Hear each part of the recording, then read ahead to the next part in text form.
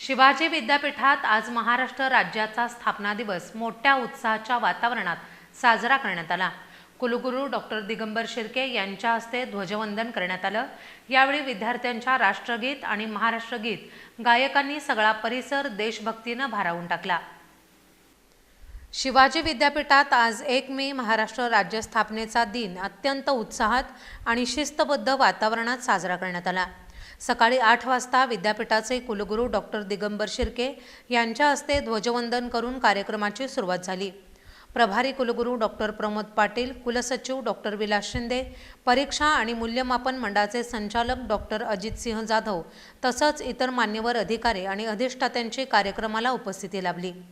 विद्यापीठाच्या संगीत आणि नाट्यशास्त्र अधिविभागाच्या विद्यार्थिनींनी सामूहिक राष्ट्रगीत, महाराष्ट्रगीत आणि विद्यापीठ गीत सादर करून वातावरण देशभक्तीनं भारावून टाकलं। कार्यक्रमात छत्रपती शिवाजी महाराजांच्या पुतळ्यास पुष्पांजली अर्पण करून मान्यवरांनी अभिवादन केलं।